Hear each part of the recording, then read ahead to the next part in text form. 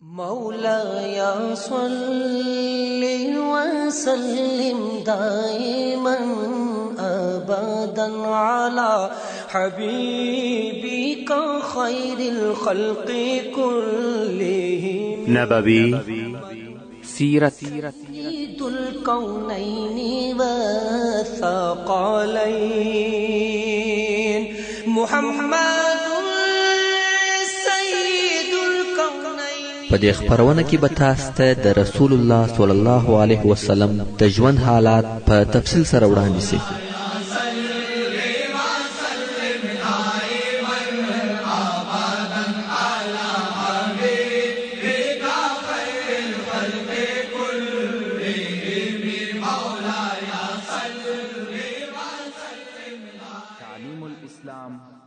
أعوذ بالله من الشيطان الرجيم.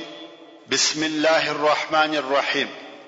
إن الحمد لله نحمده ونستعينه ونستغفره ونعوذ بالله من شرور أنفسنا وسيئات أعمالنا من يهده الله فلا مضل له ومن يضلل فلا هادي له وأشهد أن لا إله إلا الله وحده لا شريك له وأشهد أن محمدا عبده ورسوله صلى الله عليه وآله وصحبه وسلم تسليما كثيرا. أما بعد، محترم ورونو، موږ د منافقانو هغه اعمال درته بیان کړه چې د بني مستلق تر غزا د مخه کول، او اوس به د منافقانو هغه اعمال درته بیان کو چې د بني مستلق په غزا کې عملي کړه. اوس چې د بني مستلق غزا سوه او د اول وار د پاره په هغه غزا کې منافقان د مسلمانانو سره ووته، نو یې د الله عز وجل د هغه قول مصداق ښکارا کوي چې د سورة التوبه په 43 نمبر آیات کې فرمایي: لو خرجوا فيكم ما زادوكم إلا خبالا ولأوضعوا خلالكم يبغونكم الفتنة.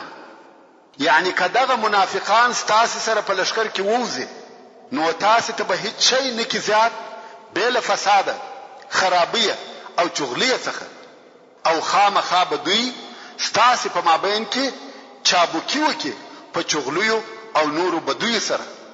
حال دا چې دوی به ستاسو د پاره فتنه او بدی غواړي. نو منافقینو د بني مستلق په غزا کې دوه واره د خپل شریر نقشې د عملي کولو د پاره موقع پیدا کړ چې د مسلمانانو په مابین کې لو پریشانی په وجود راوړ، او د رسول الله صلی الله علیه وسلم پر ضد بد تبلیغات شروع کړ. او اوس به دغه واقعات او حالات په لږ تفصیل سره درته بیان سي. اول، کوم وخت چې رسول الله صلی الله علیه وسلم د بني مستلق د غزا څخه فارغ سو او د مريسع پر اوبويه اړولې و، د حضرت عمر فاروق رضی الله تعالی عنہ سره یو نوکر ورسره و چې جهجاه الغفاری ورته ویل کېده.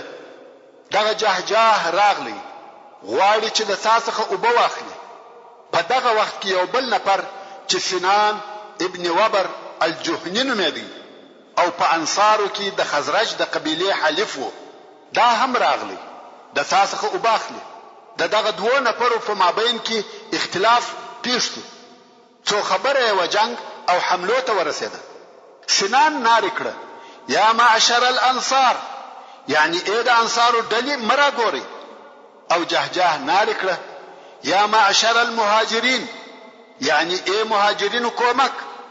هر یو د خپل طرفه څخه کومک غواړي. رښتیا هم دین ارو تاثیر وکړ. مهاجرین د جهجاه پر طرف راټولیږي او انصار د سنان پر طرف راټولیږي. قریبه ده چې د انصار او مهاجرینو په مابین کې جنگ او لو فتنه جوړه شي. دا خبر ورسول الله صلی الله علیه و آله وسلم ته ورسېدی. رسول الله صلی الله علیه وسلم په قهر او تلوار سره راغلی. ویل د چې نږدې ده چې خلق په جنگ سره اخته شي. نو یې په قهر سره وفرمایل: ابي دعوه الجاهليه وانا بين اظهركم دعوها فانها منتنه. یعنی زه په تاسو کې موجود یم او تاسو هغه د جاهلیت کارونه کوئ. دغه د جاهلیت کار پرېږدئ، دا بدبویه کار دی. ورونو، دا چې یو څوک خپل قوم د خپل باطل کومک د پاره راغواړي، دا جاهلیت دی. او که قوم هم د هغه کومک په ناحقه او باطلو کارو کې کوي، دا هم جاهلیت دی. دا چې نن ورځ یو څوک د تمیز، فخر او تفرقه د پاره وایي زه د فلاني ځای یا د فلاني قوم څخه یم، دا هم د جاهلیت د کارو څخه یو کار دی. عزت او شرف په اسلام کې دی. عزت او شرف په علم او تقوا کې دی. په نسب او قومیت کې عزت نشته. شرافة الانسان بالعلم والادب لا بالمال والنسب. یعنی د انسان شرف په علم او ادب سره دی، نه په مال او نسب سره. یو څوک به خود مهاجر یا انصاری وي، یو څوک به خود د یوې منطقه او د یو قوم څخه وي.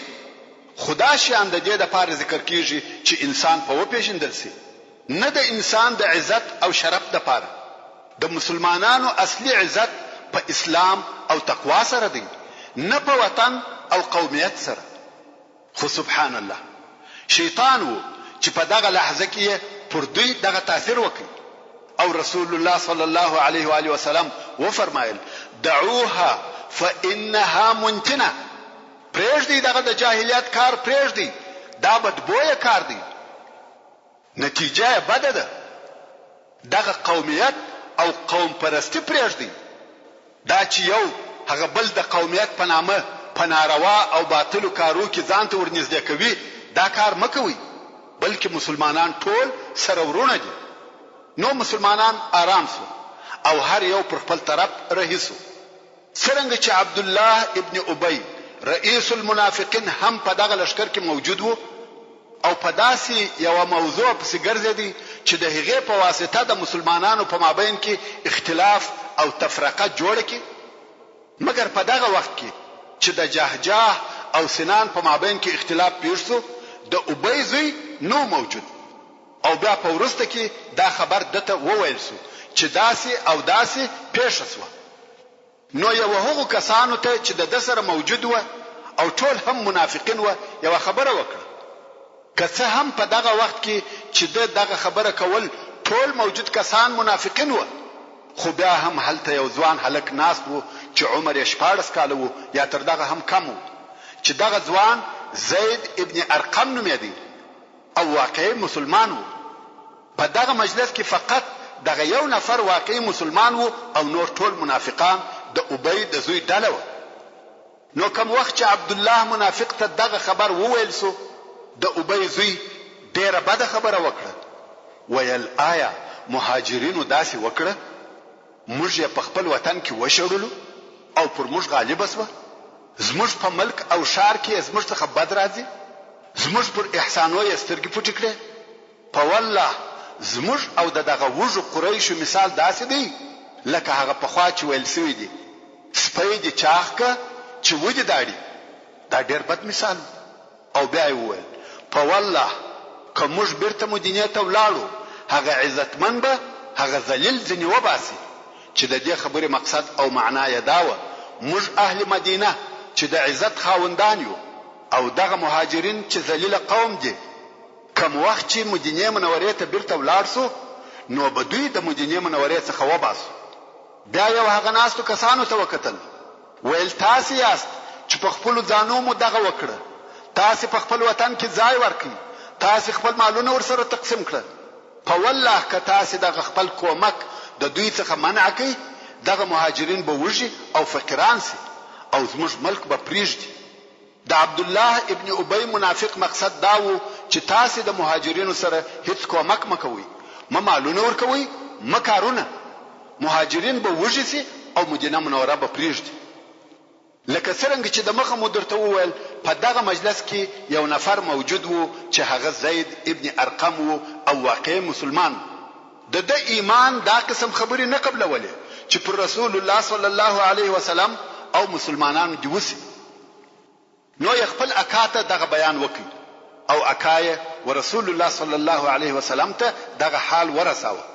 په دغه وخت کې حضرت عمر فاروق رضی الله تعالی عنه د رسول الله صلی الله علیه و آله وسلم سره ناست او رسول الله صلی الله علیه وسلم ته وویل یا رسول الله عباد ابن بشر امر کړ چې د ابی زوی ووجني دا منافق دی رسول الله صلی الله علیه وسلم و فرمایل یا عمر آیا دا ستا خوښه ده چې خلق بیا خبرې کوي او وایي چې محمد خپل اصحاب وجني مگر د کوچېدو ژغ وک یعنی خلق په باریدو سره امر کړ رسول الله صلی الله علیه وسلم ته دغه د ابی د زوی د خبرو حال په داسې وخت کې ورسېدی چې هغه وخت د لشکر د بارولو او کوچ کولو وخت نو شپه خو بیا هم رسول الله صلی الله علیه وسلم امر وکړي چې دربار سي دا ځکه که خلق دلته پاتې وي هغه د ابی د زوی خبرې نشریږي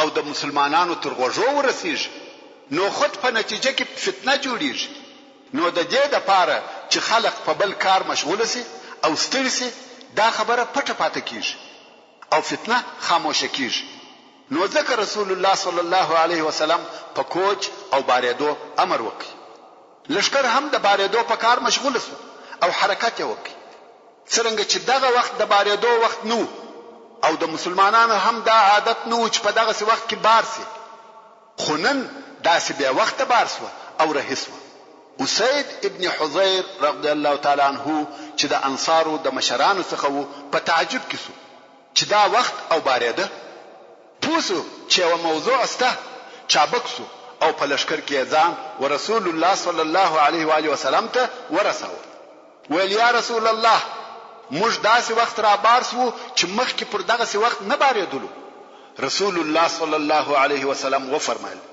آیا تا ته هغه خبره نه ده رسیدلې چې عبد الله ابن ابی کړی ده اسید رضی الله تعالی عنه ویل یا رسول الله هغه څه ویل دي رسول الله صلی الله علیه وسلم و فرمایل دا هغه داسې اراده ده چې مدینه منوره ته ولاړ شي هغه عزتمن به هغه ذلیل د مدینه منوره څخه باسي اسید رضی الله تعالی عنه ویل یا رسول الله ته هغه څوک یې کدي خوشوي چې دای به باسي په والله دای ذلیل دی او ته عزتمن او بیا اسید ویل یا رسول الله د سره نرمي کوه په والله الله جل جلاله ته مشت په داسې وخت کې راوسته چې د قوم د تاج د پاره مریانی سره یو ځای کولې او دای داسې فکر کوي چې د پاچهي تاج نیواسته اوس خو لشکر تک کوي مگر بیا هم هغه د ابی د زوی خبر قرار په مسلمانانو کې نشریدي او رسول الله صلی الله علیه وسلم د دې لپاره چې په خلقو کې فتنه نسی جوړه امر وکړي چې وتک ته دوام ورکړي دغه ټول ورځ تر ماښامه په لشکر تګ وکړي بیل المانزه بل د هیڅ د لپاره نه درېږي شپه هم تر سهار په تک پر تیر کړه په دغه سبا ورځ هم پسره هدي تر څو چې المر ډیر په عذاب کړ نو رسول الله صلی الله علیه وسلم د لشکر په اړولو امر وکړي خلق مزکی تلا نه ورسېدلی چې د ډیر استړیا په سبب ټول بدسوه او رسول الله صلی الله علیه وسلم دا کار د دې لپاره وکړي چې خلق د استړیا او د خوب په سبب د خبرو کولو لپاره وخت نکي پیدا اوس چې د ابی زوی منافق په دې خبر سو چې زید ابن ارقم ورسول الله صلی الله علیه وسلم ته د خبرې رسولې دي نو رسول الله صلی الله علیه وسلم ته ورغلی او په الله سره قسمونه یادوي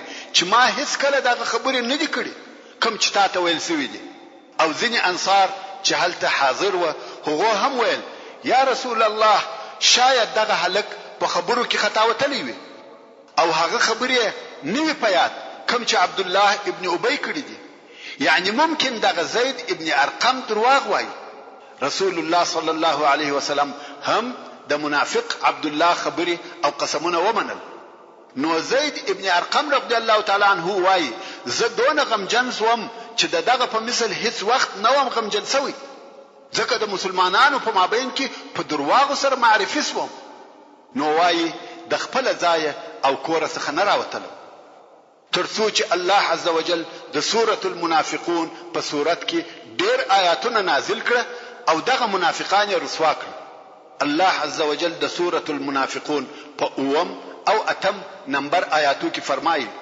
هم الذين يقولون لا تنفقوا على من عند رسول الله حتى ينفضوا. يعني دغه منافقان هغه کسان دي چې خپل ملګرو ته وایي نفقه مور کوي، خپل مالونه و هغو کسانو ته مور کوي چې د رسول الله صلی الله علیه وسلم سره دي، چې هغه غریب مهاجرین دي. دا د دې لپاره چې دغه د رسول الله صلی الله علیه وسلم ملګری سره متفرق سي، سره وپاشل سي، یو او بل خواته ولاړ سي. مگر الله عز وجل پس فرمایي ولله خزائن السماوات والارض ولكن المنافقين لا يفقهون. او خاص الله لرد د اسمانو او مځکې خزانه، مگر منافقان د الله پر رضاقیت نه پوهیږي.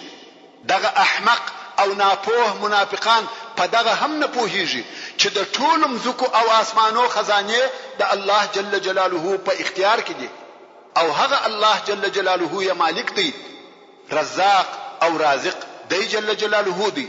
دا چې هر څوک مال لري الله جل جلاله ورکړي دي، خو غریبان یې هم وږي نه دي پرې ایښي.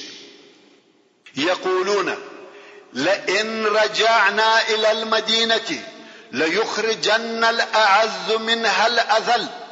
منافقان وایي کچیر موږ بیرته مدینه منورې ته ولاړ سو نو خامخا به هغه ډېر عزتمن خلق چې کافران او منافقان دي د دوی په قول، دغه ډېر خوار او ذلیل خلق چې مؤمنان دي د مدینه څخه باسو.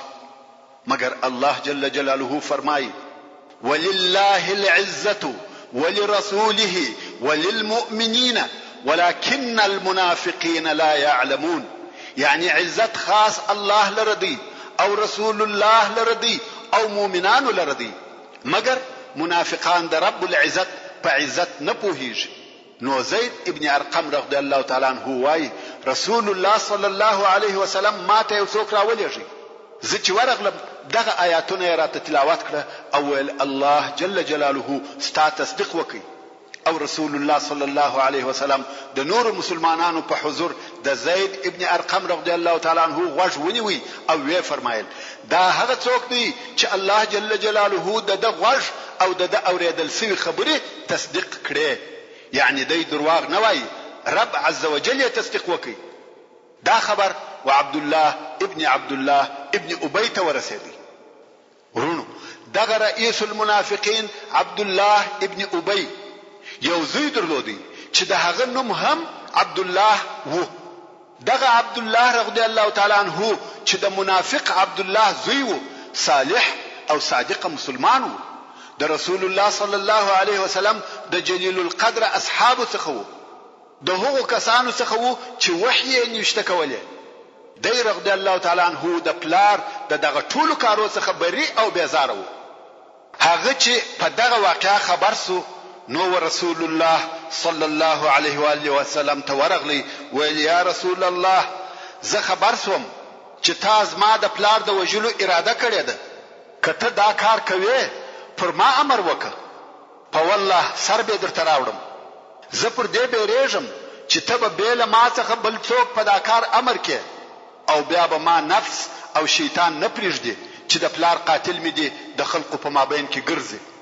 بیا بس ما څخه هغه نفر ووجل سي، نو به مسلمان د کافر په عوض وجلی وي او اورته به داخل سم. رسول الله صلی الله علیه وسلم وفرمایل یا وجنم یې نه بلکې نرمي او مهرباني ور سره کوم، ترڅو پورې چې زموږ سره پاتوي شملګرتیا ور سره کوم. او بیا دغه عبد الله رضی الله تعالی عنہ د خپل منافق پلار عبد الله ابن ابي پلار کې ودرېدی او دغه پر زګر یې تور ورکشه شول. ویل والله وجنم دي تبه مدینه منورې ته نسه راڅخه داخل او نه به مدینه ته پرېږدم ترڅو چې رسول الله صلی الله علیه وسلم اجازه نیوي درته کړي او دا اقرار ونکه چې ته ذلیل او محمد صلی الله علیه وسلم عزیز او عزتمند دی. کوم وخت چې منافق عبد الله ولید چې زوی جدي دی دغه خبره پرشتیا ورته کوي او د وجلو قصد کړی دی، ځای پر ځای ودرېدی او حرکت نه کوي. څو رسول الله صلی الله علیه وسلم ته خبر ورسېدی چې عبد الله خپل پلار نه پریږدي چې د مدینه منورې پر طرف لاړ شي. بیا نو رسول الله صلی الله علیه وسلم حال ورولېږي چې ما او عبد الله ابن ابی ته اجازه کړې ده چې مدینه منورې ته داخل شي. بیا نو عبد الله رضی الله تعالی عنه دغه منافق عبد الله پریښاوه چې د مدینه منورې و طرف ته د لشکره سره رهیوي. او دا خبر په ټول لشکر کې نشر شو چې منافق عبد الله ابن ابی دغه سی ویلی و او بیا خپل زوی نه پریښاوه چې مدینه ته داخل شي. نو خود دغه منافق حقد او حسد عناد او عداوت نور هم ډیر او زیات شو چې دغه په سبب یو بل خطرناک واقعه او حادثه په وجود راوړه چې هغه د افک یا د لوی درواغو خطرناک واقعه ده. د افک واقعه په داسې ډول سره و. د رسول الله صلی الله علیه و آله وسلم داسې عادت وو چې کوم وخت به په سفر تلی او غوښتل به چې د خپل ازواج مطهرات څخه په دغه سفر کې یو څوک ورسره بوزي نو به د هغو په مابین کې قرعه کشي کول او د امهات المؤمنین څخه چې به د هر چا نوم راوختی هغه به ورسره بیول. د بنی مستلق په غزا کې حضرت عائشه الصدیقه رضی الله تعالی عنها د هغه قرعه کشي په اساس د رسول الله صلی الله علیه وسلم ملګری و او په دغه وخت کې د الله جل جلاله د طرفه د مسلمانو شذو د پاره په حجاب سره امر نازل شوی و. نو د عائشه صدیقه رضی الله عنها د پاره یو کجاوه و چې دا رضی الله عنها به پاغه کې کښینستل او بیا به پر اوش ایښول کېده او پر کجاوه به پردې زړېدلې چې دا به نه معلومه ده چې په کجاوه کې څوک شته کیا. او دغه کجاوې د پاره موظف نفر و چې د لشکر د اړولو په وخت کې به کجاوه کښته کول او د لشکر د باریدو په وخت کې به کجاوه پر اوش بارول. بیا به اوش په قافله کې برابر او رهي کوي. خو کوم وخت چې دغه عبد الله ابن ابی رئیس المنافقین دغه خپل خبرو په واسطه ذلیل او شرمنده سو نور هم حسد او عناد زیات سو. د الله جل جلاله قدرت دی. تر دغه ورسته چې بیا قافلې نږدې و مدینه منورې ته واړول نو د حضرت عائشه رضی الله تعالی عنها کجاوه هم کښته سو او بیا د قافلې تر باریدو د مخه حضرت عائشه الصدیقه رضی الله تعالی عنها د اوداسه د ضرورت لپاره د لشکر څخه یو څه لري ولاړ. البته داسې ځای ته چې د لشکر څخه ګوښه و چې نه هغه ځای د لشکر خلق لیدي او نه د هغه ځای څخه لشکر معلومه دي او تر ضرورت ورسته بیرته د لشکر ځای ته راغله. خو دلته چې وکتل هغه د غاړي امیل نو هغه د اوداسه په ځای کې شکېدلی و. نو دا رضی الله تعالی عنها بیرته وهغه ځای ته ورغله چې هغه امیل پیدا کی. دغه امیل د جزع ظفار څخه جوړ شوی و. جزع په عربي کې ومرویو او ملغلور ته وایي او ظفار په یمن کې د یو ځای نوم دی. یعنی دا امیل د یمنی ملغلور څخه جوړ شوی و چې البته په هغه وخت کې به قیمت او ارزش هم درلود. او دا امیل د دې هم نو بلکې د رضی الله تعالی عنها د خپل خور څخه په عاریت اخیستی و.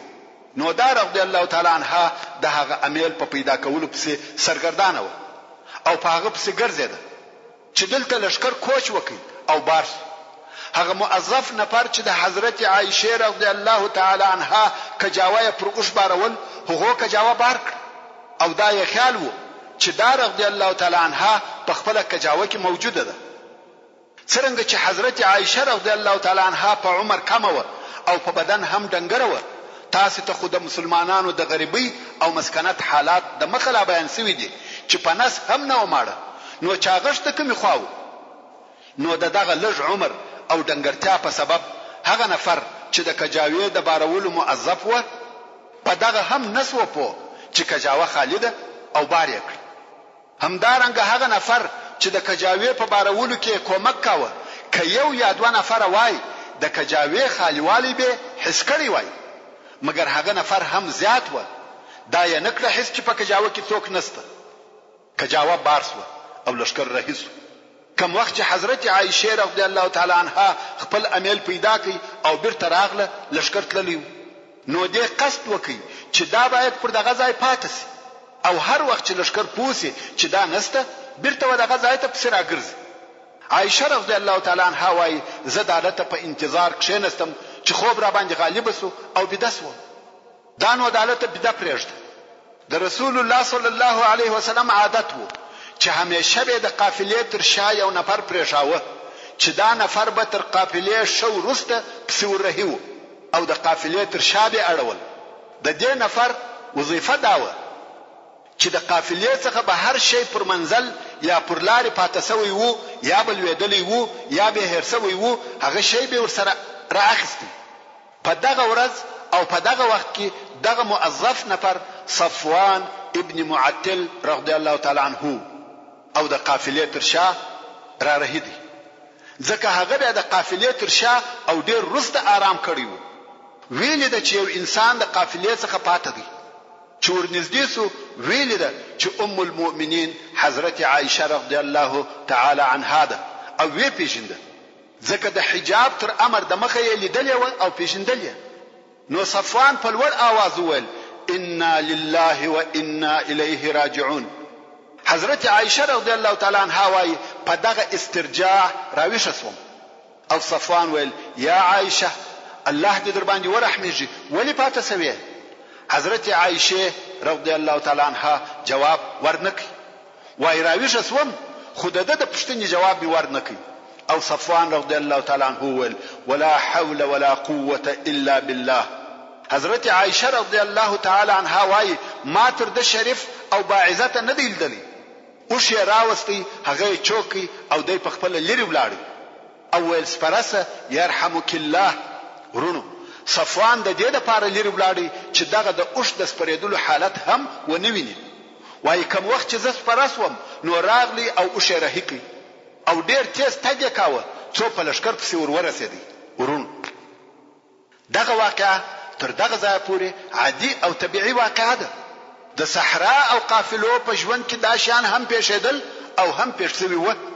خلق پاک او ایماندار وو. حتی د جاهلیت په زمانه کې تعفف او پاکي د دغو عربو عادت وو. نو هیڅ په دې واقعه کې نه چرت واه او نه پسړ کې څور ګرځیده. بیا خاصتا صحابه کرام رضی الله تعالی عنهم اجمعین چې د رسول الله صلی الله علیه وسلم سره داسې ژوند کاوه لکه اولاد. رسول الله صلی الله علیه وسلم یې لکه پلار او ازواج مطهرات لکه منج. او بیا خاصتا صفوان رضی الله تعالی عنه په دین عبادت حیا او پاکی سره مشهور و. دا یو عادي او د نظر وتلې واقعه چې پیښ شوه. هیڅ هم صرفونه ګرځاوه.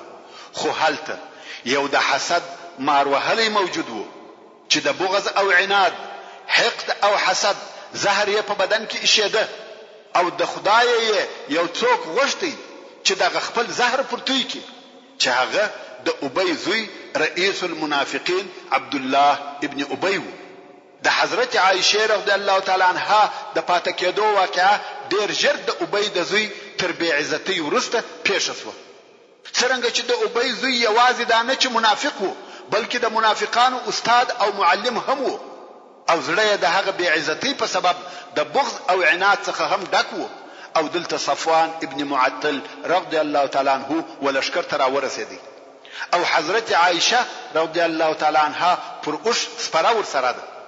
نو دغه عبد الله ابن ابي رئيس المنافقين ډېر خبيثه او معنا درلودونکې جمله وویل ستاسې د ملګری شزه د صفوان سره والله نه د دې څخه خلاصوي دي نه د څخه العیاذ بالله. دا د افک خبره ده. دا خبيثه جمله د خبيث خلیه څخه د ام المؤمنین حضرت عائشه الصدیقه رضی الله تعالی عنها پر شرف تعنو. د ابي زوی منافق دغونه وویل مگر دا خبره د خلیه څخه وبلی خلیه ته او د هغې څخه بیا بلی ته نقلیده. لکه څنګه چې د ضعیف النفس خلقو عادت دی چې د یو کارګر څخه سل کارګان جوړوي.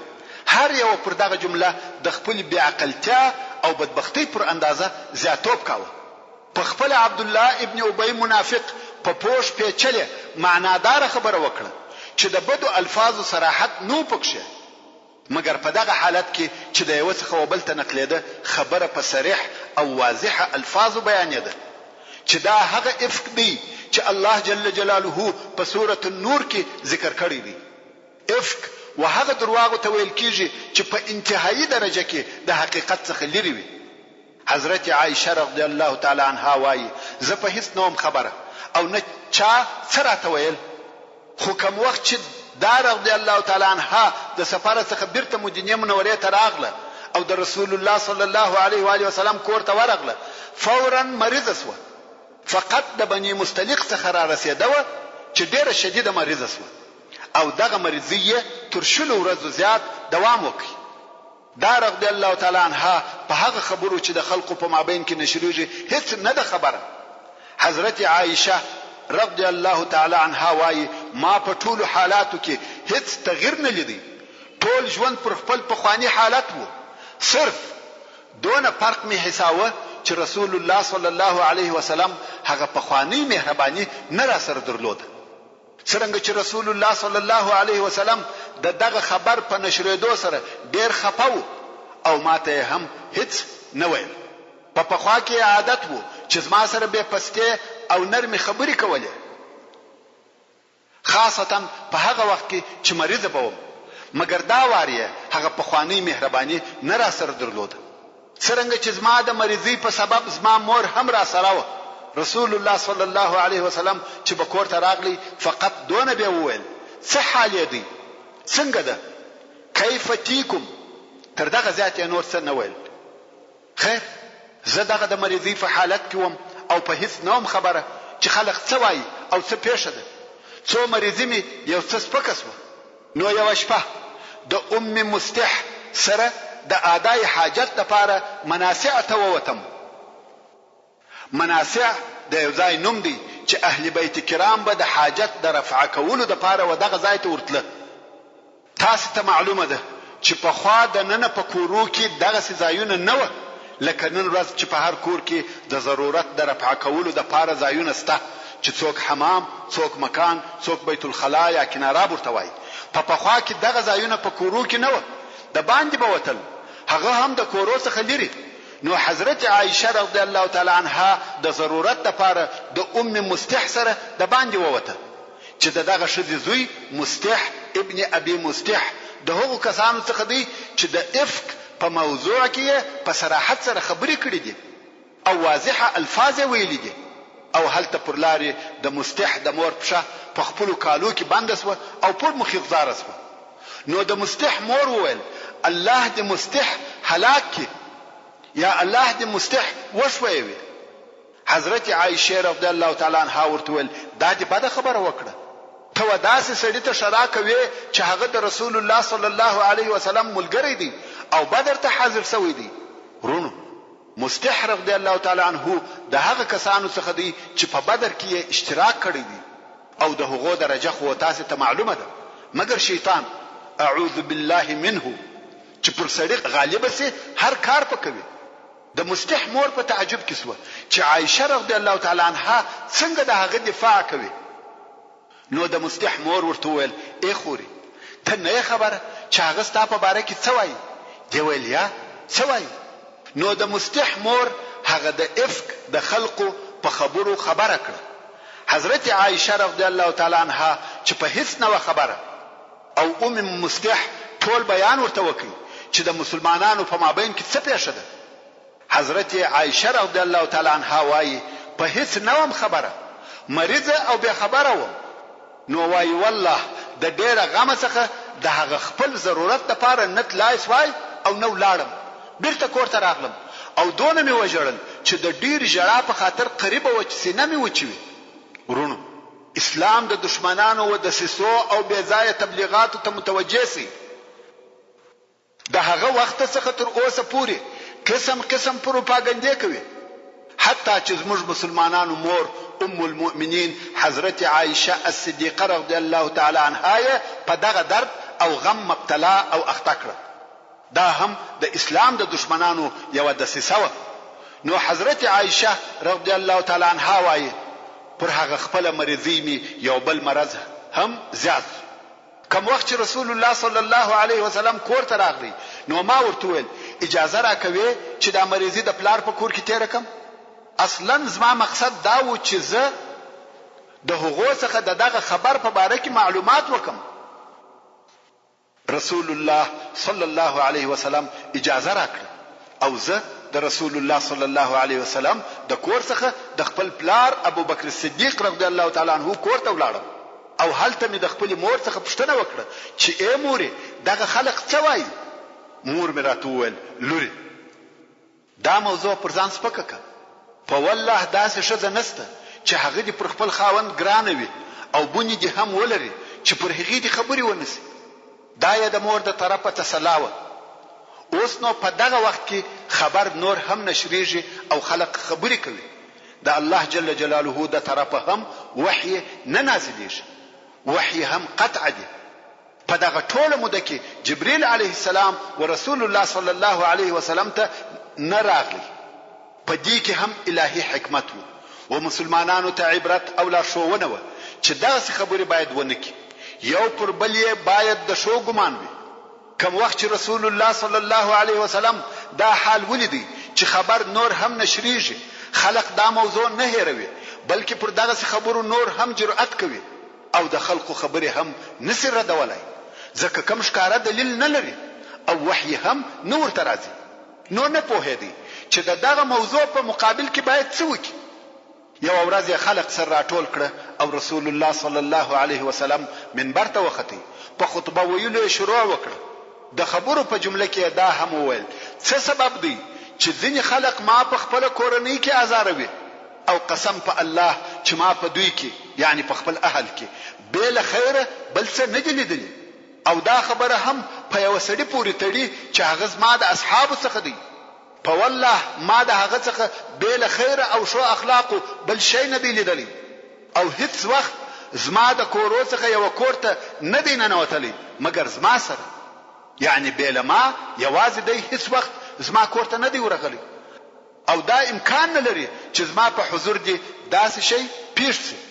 دلته نو اسید ابن حضیر رضی الله تعالی عنہ چې د اوس د قبیله مشر او رئیس وو ولاړ او دا خو هم درته معلومه ده چې د افک د مسلې مؤسس او جوړونکی عبد الله ابن ابی منافق وو او هغه د خزرج د قبیله وو او اسید ابن حضیر رضی الله تعالی عنہ د اوس د قبیله دی.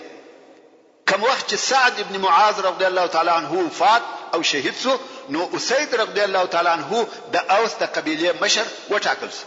نو اسید رضی الله تعالی عنہ ولاړ شو او ویل یا رسول الله دغه سړی چې تا ازاروي کله اوس د قبیله څخه وي موږ یې چاره ورکوو او کچیر زموږ د ورونو د خزرج څخه وي ته امر راته وکړه قسم په الله دغه سړی د دې لایق دی چې غاړه په توره ووهل سي، یعنی هغه څوک چې ستا په شرف کې خبرې کوي هغه باید ووژل سي.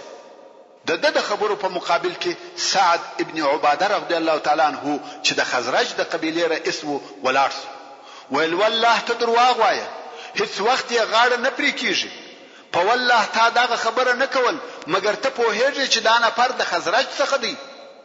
ځکه ټولو خلقو ته دا معلومه وه چې دغه خبرې تر شا عبد الله ابن ابی ابن سلول رئیس المنافقین ولاړ دی. نو ویل کچیر دغه نفر ستا د قوم یعنی اوس څخه وای بیا دې دغه خبره نه کول.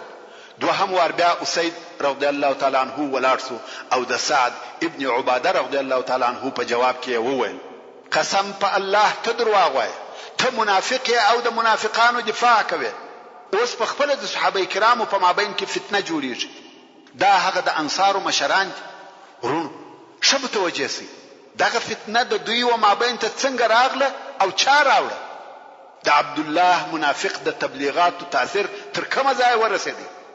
کوم وخت رسول الله صلی الله علیه وسلم دغه حال او دغه فتنه ولیده صحابه کرام په بیرته تلو امر کړ او دی صلی الله علیه وسلم د منبر څخه راکښته شو. رسول الله صلی الله علیه وسلم غوښته چې مشوره ورسره وکړي او دا خبره پای ته ورسیږي، خو هغه نور هم خبره په زیاته او توده شوه او قریبه ده چې د مسلمانانو په مابین کې شر پیښ شي. بیا نو رسول الله صلی الله علیه وسلم فکر کوي چې څه باید وکړي. نو یې ودا علیه الصلاة والسلام ته هغه نږدې نفر را وغوښتل چې د اهل بیت څخه و. یو یې اسامه ابن زید رضی الله تعالی عنه را وغوښتي، ځکه زید ابن الحارثه رضی الله تعالی عنه د رسول الله صلی الله علیه وسلم د زوی په درجه کې و. یو خو د رسول الله صلی الله علیه وسلم په کور کې لوی سوی او تربیه سوی و، او بل یې تر اسلام د مخه دغه زید په زویوالي نیولی و. نو اسامه ابن زید رضی الله تعالی عنه د رسول الله صلی الله علیه وسلم د کور سړی و، او پر رسول الله صلی الله علیه وسلم ډیر ګران و او پوره باور یې په درلودی. او بل یې حضرت علی رضی الله تعالی عنه را وغوښتي. دوی دوی سره یو ځای کړ او ول تاسو په دغه موضوع کې څه فکر کوئ؟ دا څنګه حالات پیښ دي؟ اسامه ابن زید رضی الله تعالی عنه ډیره واضحه او مستقیمه خبره وکړه. ویل یا رسول الله، تا ته خپل اهل شدر معلوم دي او موږ هم ستا اهل پیژنو. د هغو په باره کې بیل شوالی بل هیڅ شی موږ نه دی لیدلی. دا خبرې ټوله درواغ دي او پر درواغو غوږ مه نیسه. اسامه رضی الله تعالی عنه ټوله داسې خبرې وکړې چې مقصد یې دا و، یا رسول الله ته په دې خبرو هیڅ مخه پکېږه او مه غوږ پر نیسه. حضرت علی رضی الله تعالی عنه وویل، یا رسول الله ښځې ډېرې دي، یعنی که دلته تا ته کوم مشکل پیښ وي، تا ته د دې سره ژوند کول ضروري او لازمي نه دي، مګر د انصاف په خاطر د هغه خادمه او منځ څخه معلومات او پوښتنه وکړه کم چې د حضرت عایشه رضی الله عنها سره ژوند کوي، ځکه خادمه همیشه د هغې سره په تماس کې وي. که کوم شی وي هغه باید په خبره وي. نو د هغې څخه پوښتنه وکړه، هغه به حال درته ووایي. رسول الله صلی الله علیه وسلم د حضرت عایشه رضی الله تعالی عنها خادمه چې بریره نومېده را وغوښته او رسول الله صلی الله علیه وسلم پوښتنې ځینې وکړې. هغې ویل، والله بیل شوالی مې بل شی نه دی لیدلی، قسم په الله چې هیڅ وخت مې بدي نه ده پکښې لیدلې. بیا نو حضرت علی رضی الله تعالی عنه ور ولاړ سو او د بریره په وهلو شروع وکړه. او ویل رسول الله صلی الله علیه و آله وسلم ته رښتیا ووایه. هغه وایي په والله ما هیڅ وخت بدي نه ده لیدلې، مګر یوه ورځ ما اوړه خشته کړه او بیا مې د باندې یو کار درلودی. ما غوښته چې د باندې ولاړه سم. نو مې ودې رضی الله تعالی عنها ته وویل پر دغه اوړو پام کوه او فکر کوه، زه ولاړم. دې هغه اوړه هیر کړي و او پسونه راغله، هغه اوړه یې وخوړل. په ټول عمر مې د عایشه څخه دغه یو خطا لیدلې ده، بیل دغه څخه په والله ما هیڅ بدی او شر نه دی پکښې لیدلی. دلته نو نسبت و رسول الله صلی الله علیه وسلم ته خبره پای ته ورسېده. د هغه علیه الصلاة والسلام په نیز قصه واضحه او روښانه سوه. مګر خلق ډېرې خبرې کوي او دا خبرې پر سړي تاثیر کوي او په خفه کېږي. خو دغه حالت بیا هم دوام درلودی. څو یو وخت رسول الله صلی الله علیه وسلم د ابوبکر صدیق رضی الله تعالی عنه کور ته ورغلی او حضرت عایشه رضی الله تعالی عنها ته د تقوا، دیانت او توبه خبرې وکړې. حضرت عایشه رضی الله تعالی عنها وایي، زه په تعجب کې سوم چې رسول الله صلی الله علیه وسلم هم پر ما شک لري. او رسول الله صلی الله علیه وسلم ورته وویل، یا عایشه ستا په باره کې ما ته دغسې او دغسې ویل سوي دي، نو که ته بریه الله عز وجل به هم تا بری کی. او که چیرې یوه ګناه در څخه پیښه سوې وي د الله جل جلاله څخه د مغفرت طلب وکړه او توبه ورته وکاږه. که یو انسان په خپله ګناه سره اعتراف وکړي او بیا و الله جل جلاله ته توبه وباسي، الله جل جلاله تواب او رحیم دی، د انسان توبه قبلوي. حضرت عایشه رضی الله تعالی عنها وایي، کوم وخت چې رسول الله صلی الله علیه وسلم دا خبره راته وکړه، د ډیره غمه او ناامیدۍ څخه مې په سترګو کې اوښکې وچې سوې.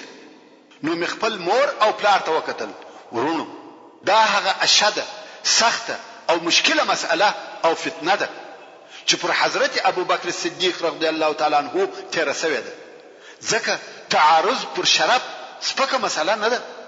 نو حضرت عایشه رضی الله تعالی عنها و خپل پلار ابوبکر صدیق رضی الله تعالی عنه ته او خپل مور ته وکتل. اول آیا تاسو د رسول الله صلی الله علیه وسلم جواب نور کوي؟ جواب یې ووایست، وایي توبه وکړه. هغه ویل، والله موږ نه پوهیږو چې څه ووایو. حتی مور او پلار یې د خلقو د هغه ډیرو خبرو په سبب اوس چپ پاتې سوه. ویل نه پوهیږو چې څه ووایو. کوم وخت چې حضرت عایشه دا حال ولیدي چې هیڅوک نسته چې د دې تصدیق او دفاع وکړي، او دا هم ډیره موده په بې خبرۍ کې وه، نه چا پوښتنه ځینې وکړه، نه چا حال ورته ووایه، دفعتا او ناببره په دغسې موقف ګرفتاره سوه. نو یو رسول الله صلی الله علیه وسلم ته وویل په والله زه پوهیږم چې تاسې دغه خبرې تر داسې اندازې پورې اورېدلې دي چې ستاسې په زړو کې قرار نیولی دی او تاسې د هغو خبرو تصدیق کوئ. نو که زه تاسې ته ووایم چې زه بری یم او الله شاهد دی چې زه بری یم، تاسې زما دغه خبره نه منئ، او کما په یو شي سره اقرار وکئ او الله شاهد دی چې زه د هغه څخه بری یم، بیا یې تاسې منئ. یعنی که زه ووایم چې هو توبه مې ده، نو دغه زما توبه درواغ ده، ځکه الله جل جلاله خبر دی چې زه بری یم. او که زه انکار وکم تاسې یې نه منئ چې تاسې هم پر ما شکمن سئ، نو به څوک زما خبره ومني. په والله زه د ځان او ستاسې دپاره بل مثال نشم پیدا کولی بې له قوله څخه. دې رضی الله تعالی عنها کوشش کاوه چې د یعقوب علیه السلام نوم ور په یاد کړي، خو د ډېرې پریشانی او هغه درد او غم څخه چې ودې ته ورپېژ و د یعقوب علیه السلام نوم یې هیر سو. نو ویل زه د خپل ځان او ستاسې دپاره بل مثال نشم پیدا کولی بې له قوله څخه د ابي یوسف. د یعقوب علیه السلام نوم یې نسو ور په یاد، نو یې ابو یوسف ووایه چې هغه ویل فصبر جمیل والله المستعان على ما تصفون. یعنی نو زما کار صبر جمیل دی چې وخلقو ته هیڅ شکایت ونه کم. محترم ورونو، زموږ د بحث پاتې حسابه ان شاء الله تعالی پراتونکي کې واوري. سبحان ربك رب العزة عما يصفون وسلام على المرسلين والحمد لله رب العالمين. أتاك المركز الصيفي فحياك أتاك بكف د انسان تر ټولو لوی ضرورت تعلیم، أتاك المركز الصيفي او تر ټولو غوره تعلیم اسلام. بكفه الخيرات إلى الخيرات اوس له تعلیم الاسلام رادیو څخه صحبه الأخيار جدوا للعلا سعيا ينادي 100.و FM کندهار.